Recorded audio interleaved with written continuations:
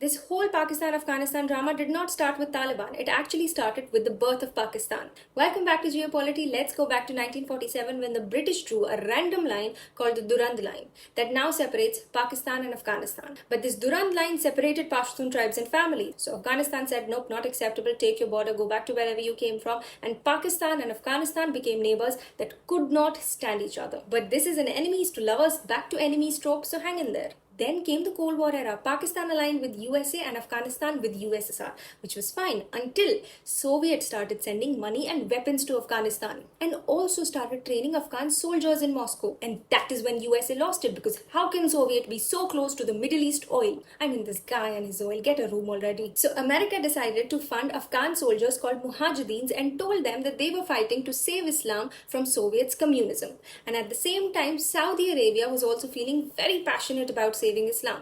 So both of these countries, USA and Saudi Arabia, launched an operation called Operation Cyclone. More like Operation Iklauti Beti Ki Shadi, because in दोनों ने दिल खोल के पैसे खर्च किए. So much so that the Guinness Book of World Records called it the world's most expensive operation. And guess what was Pakistan's role in this whole operation?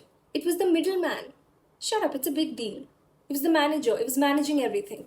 Fast forward to 1989, Soviets said, I'm tired, let's bounce. USA was also like, okay, cool, mission accomplished, bye-bye, and left Afghanistan in chaos. Mujahideens were crazy angry at USA, and that hatred actually gave birth to Al-Qaeda, which is a whole different story. But coming back, Mujahideens were fighting each other for power and the whole country fell apart. Now, over in Pakistan, you've got thousands of Afghan refugee kids growing up in madrasas. One of their teachers, Mullah Omar, says, let's clean up this mess in Afghanistan. And that is how Taliban, which literally means students, was born. Pakistan says, perfect, let's arm these guys, send them to Kabul, because they were promising peace, Islamic law, and to keep India and Iran out of Afghanistan. That was Taliban 1.0. But then Taliban gives shelter to Osama bin Laden.